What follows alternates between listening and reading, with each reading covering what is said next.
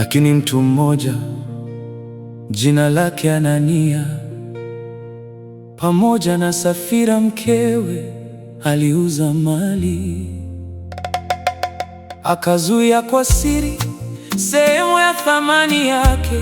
Mkewe naye akijua haya, akaleta fungu moja, akaliweka miguuni pa mitume.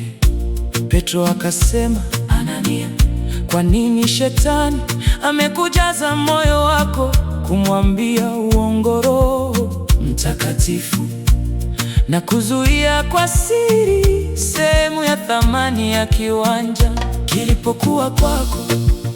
Hakikuwa mali yako, na kilipokuwa kimekwisha kuuzwa, thamani yake haikuwa katika uwezo wako.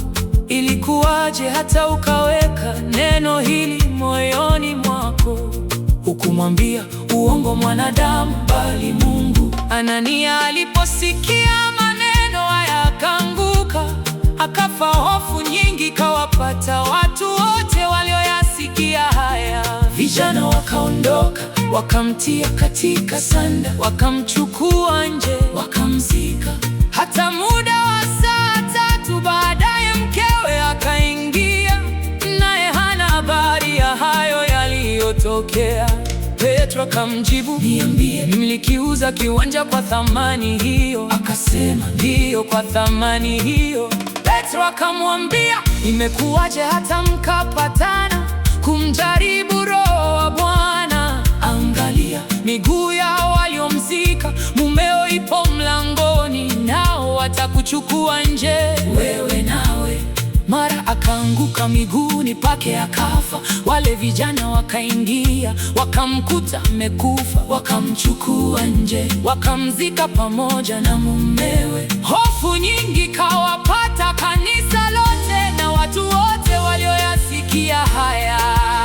Na kwa mikono ya mitume zikafanyika ishara na maajabu mengi katika watu, nao wote walikuwako kwa nia moja katika ukumbi wa Sulemani. Na katika wote wengine hapana hata mmoja aliyethubutu kuambatana nao, ila watu waliwaadhimisha.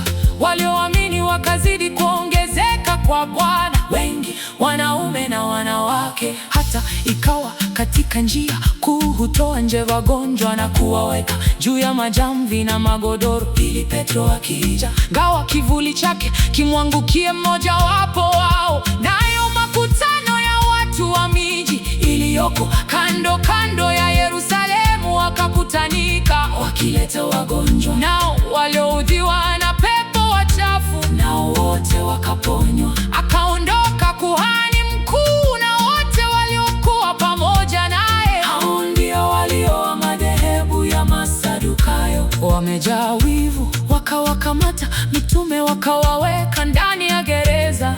Lakini malaika wa Bwana akafungua milango ya gereza usiku, akawatoa akasema, enendeni mkasimame hekaluni, mkawaambie watu maneno yote ya uzima huu. Nao waliposikia wakaenda alfajiri hekaluni, wakaanza kufundisha. Akaja kuhani mkuu, nao waliokuwa pamoja naye wakawakutanisha watu wa baraza na wazee wote wa wana wa Israeli. Wakatuma watu gerezani ili wawalete. Hata watumishi walipofika hawakuwaona gerezani. Wakarudi wakatoa habari wakisema, gereza tumeikuta imefungwa salama, nao walinzi wamesimama mbele ya mlango, lakini tulipofungua hatukukuta mtu ndani. Basi jemadari wa hekalu na wakuu wa makuhani waliposikia haya, wakaingiwa na shaka kwa ajili yao, litakuwaje jambo hilo.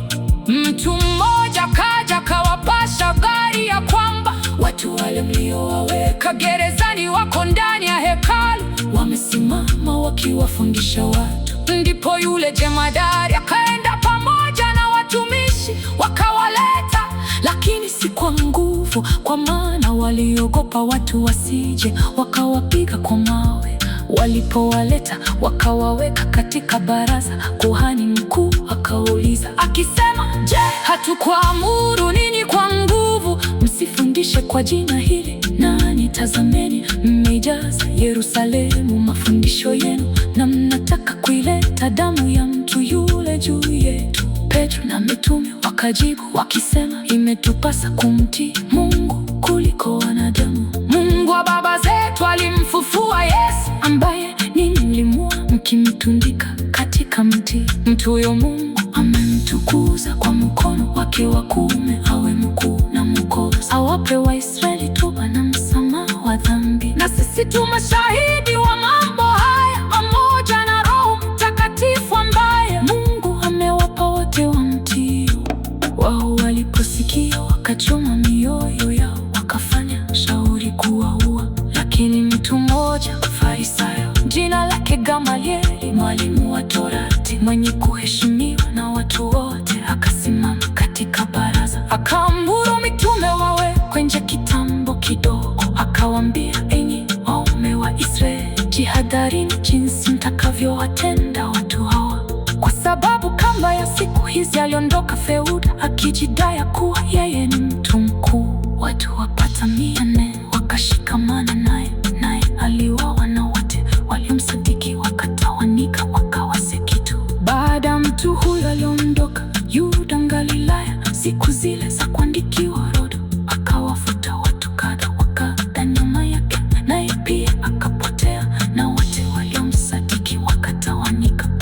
Basi sasa nawaambia, jiepusheni na watu hao, waacheni, kwa kuwa shauri hili au kazi hii ikiwa imetoka kwa binadamu itavunjwa, lakini ikiwa imetoka kwa Mungu hamwezi kuivunja, msije mkaonekana kuwa mnapigana na Mungu. Wakakubali maneno yake. Nao walipowaita mitume wakawapiga, wakawaamuru wasineni kwa jina lake Yesu.